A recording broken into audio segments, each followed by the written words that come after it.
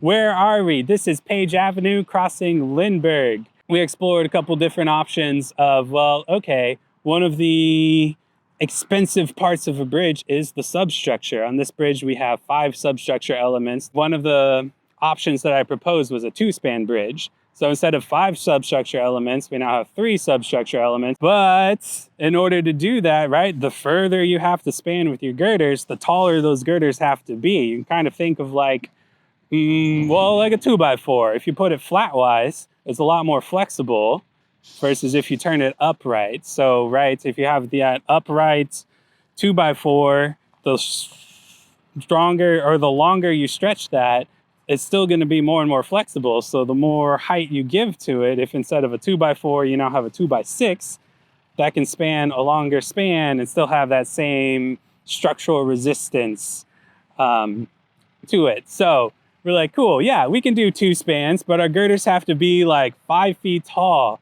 Well, we're kind of working in an envelope here. We got roadway below, and we have our existing grade of Route D, Page Avenue going over it. Well, we can raise that, but now we're adding in, instead of the road being here where it's existing, well, now we have to raise the road 3 feet, which is 3 feet of dirt that we have to pour into it. And then also, you know, this is a cloverleaf interchange, so all of the ramps would have to be redesigned to meet that new road. So it was going to be way more involved over here on the roadway side for a simpler bridge. We found that steel was probably going to be the most cost effective. It's also advantageous over the service life of the structure. Steel girders are advantageous because with that concrete deck that's on top of the girders, if that, you know, starts deteriorating more quickly, we can tear off that deck, keep the girders, and just put on a new concrete slab, and that extends the life of that structure that much further. One of the cool things about this structure is it is steel girders, but typically when you drive under our steel bridges, you can see that that girder is sort of continuous, a single piece of girder going from one abutment over the other substructure elements all the way to the other abutments. This structure doesn't look like that. There's a big old block of concrete on these steel girders. You might be like, huh, that looks different. I don't see steel structures that look like that.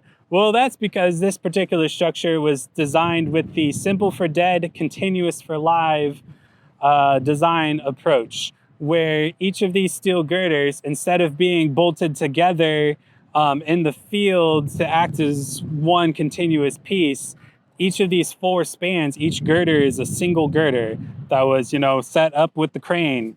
So these, instead of having 4 girders all in a line with that concrete diaphragm on that beam cap, we're making that continuous, so it acts as one beam going across, and that is more structurally efficient. So if you drive under this bridge, you might notice that the beam cap, you can see that it is, right, it's thinner at one end and it's thicker at the other.